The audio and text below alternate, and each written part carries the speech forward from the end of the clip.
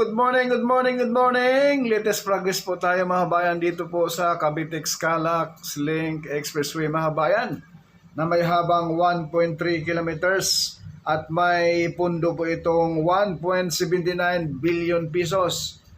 Ito po yung magdurugtong sa Calax at Cavite mga bayan.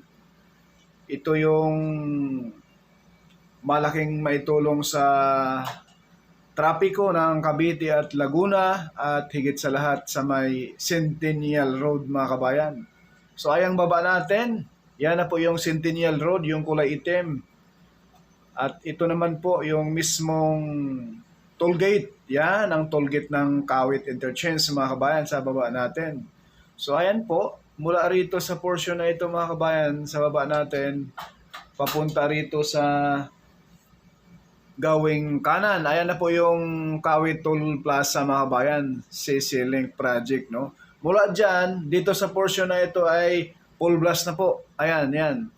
Dito po mga bayan sa baba natin, yan po yung nagsanga dyan. Ipakita ko po sa inyo maya yung mismong pinakamap, no? So ayan po mga bayan, ayan po yung Cavite. So yung kulay pula na yan po ay tapos na. So, makikita po natin sa actual na ating drone shot ngayon mga kabayan. Bago ang lahat, advance Happy New Year sa lahat. Sa ating mga viewers dyan, saan mang sulok ng mundo, no? Pakiusap po mga bayan, huwag po tayo mag-skip sa ads, no?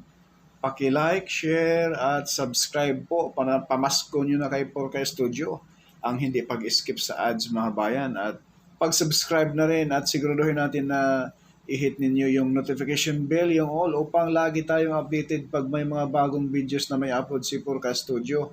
Hindi man sikat, pero nag-aabot ng balitang tapat.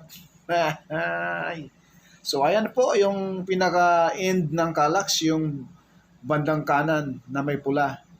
So ayan na po yung Calax area mga bayan. Masisilahin natin dito sa ating mapa na talaga namang, ayan po yung Calax Aguinaldo exit, oh, yung pinakadulo, at Calax Governors Drive Interchange. Masisilayan natin rin sa ating view mga bayan. At ito na ang pinaka-actual na drone shot natin mga bayan. Isang magpalang umaga araw ng linggo, no? December, anong pitsa ngayon mga bayan? 28 ba?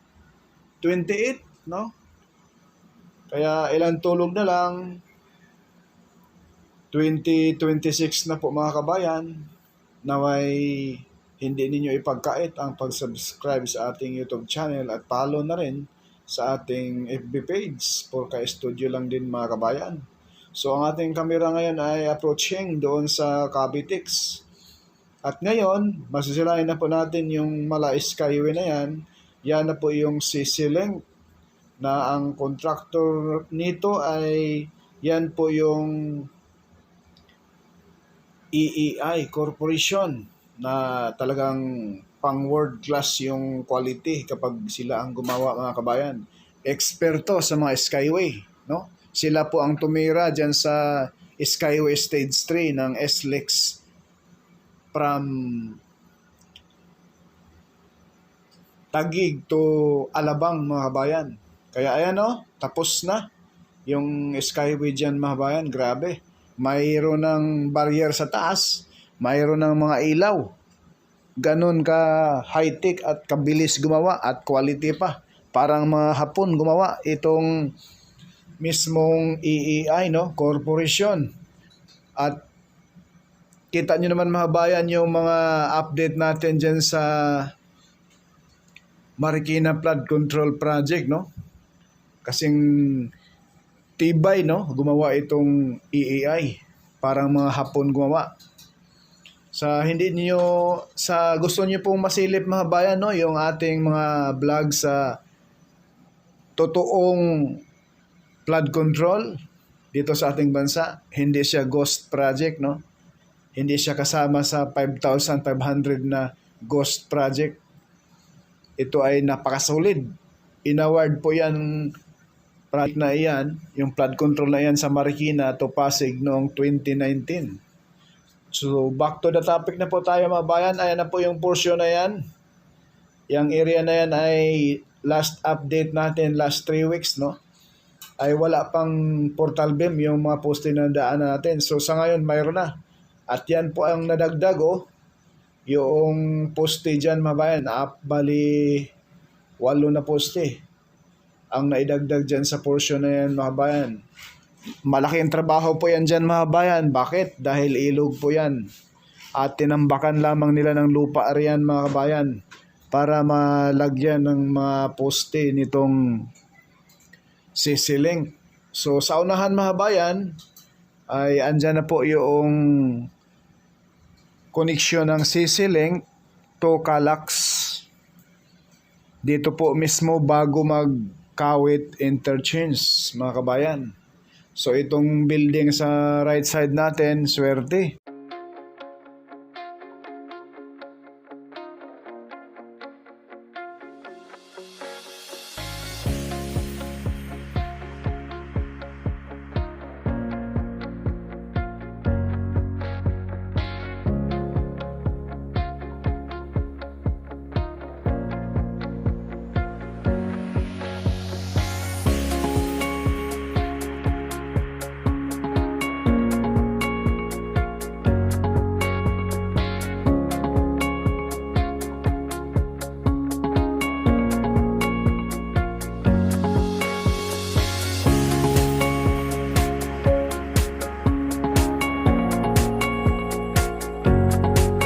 So sa portion na yan mga bayan, magdudugtong itong CC Link at Calax mga bayan. So ayan na po, may mga portal beam na rin po riyan mga bayan, no? Asahan natin, next update natin ito ay yung mga girder dyan na nakahilira ay maiakyat na po yan dyan mga bayan, maipatong na po yan dyan sa mga mismong poste dyan, no? Ayan po, dyan sa area na yan mga bayan, magdudugtong itong CC Link at mismong Calax.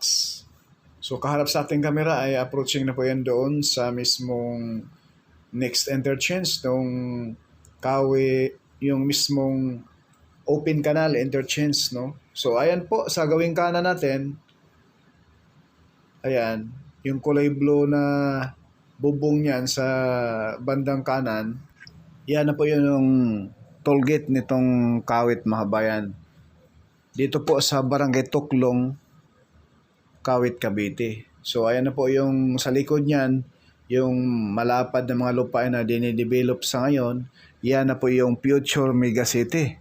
Yan na po yung Ibo City mga bayan. Dito po sa probinsya ng Kawit, Cavite mga bayan. Ayan po, napakalapad yan mga bayan.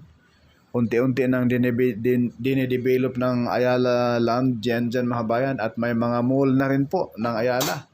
Ipakita ko po sa inyo may konti.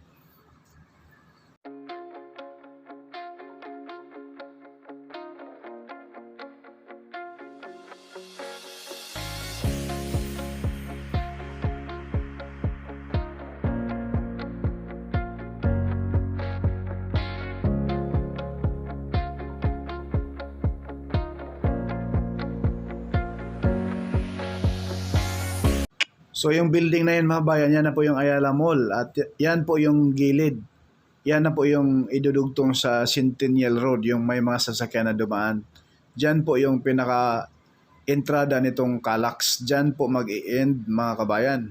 Dito po sa Barangay Tuklong, Kawit, Cavite. Hindi kayo mawala, no? Kung kayo pupuntang Los Baños, Calamba, magtampisaw sa hot spring doon sa Los Baños, dito kayo papasok. Ang landmark ninyo ay Ayala Mall.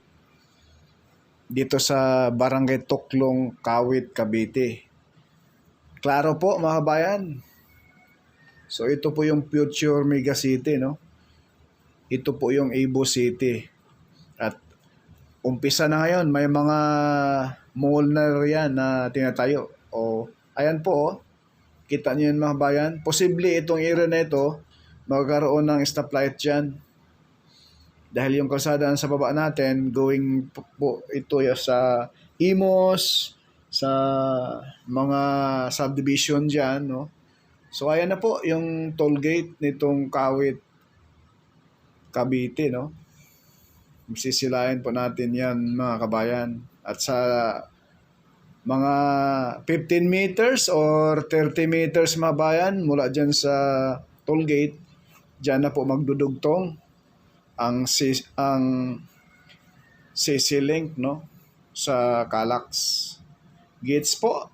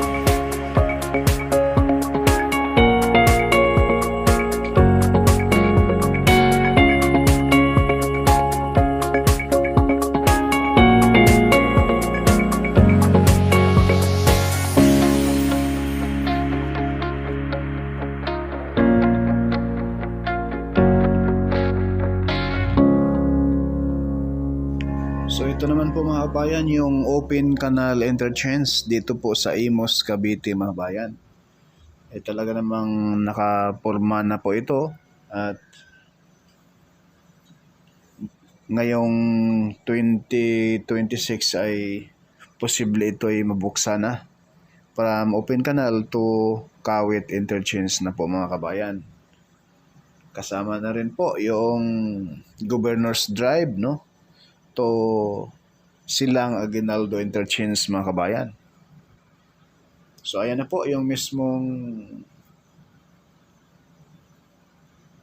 entrance exit rito mga kabayan. Pero ang pasukan nito doon sa mismong area ng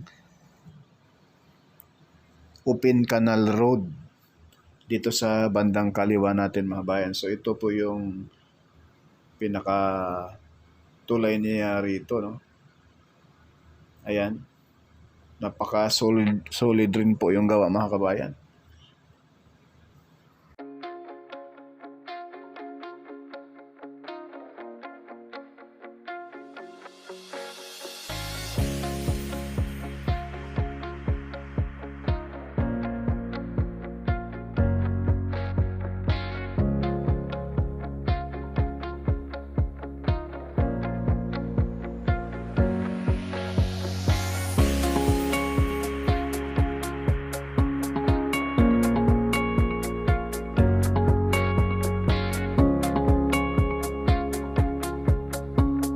Yang nilagyan natin ng araw mga kabayan, yan na po yung future na SM sa Gen 3. Malapit lang po dito sa Open Canal Interchange.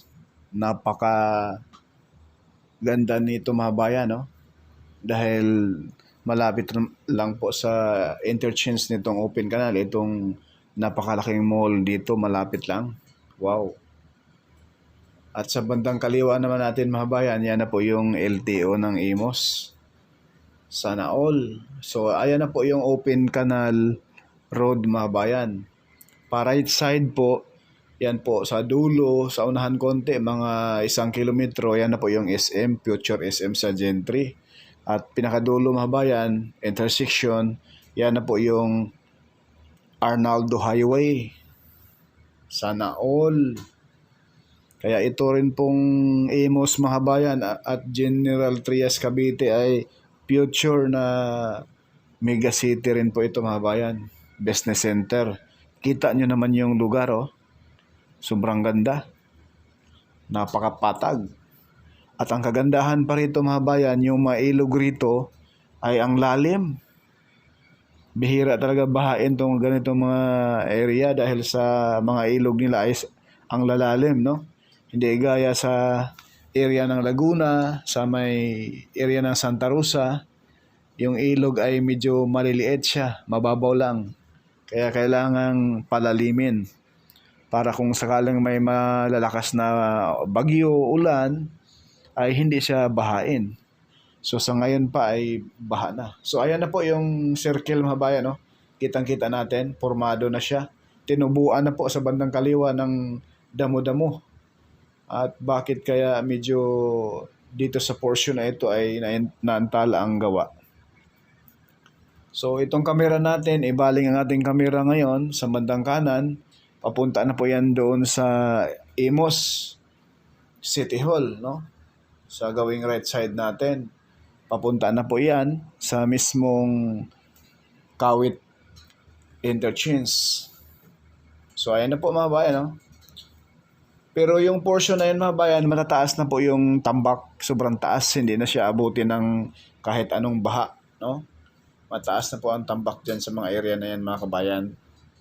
Yan po ang malaking good news. So yan lang po ang ating update rito sa CC Link at Open Canal Interchange. Maraming salamat and God bless po sa ating lahat.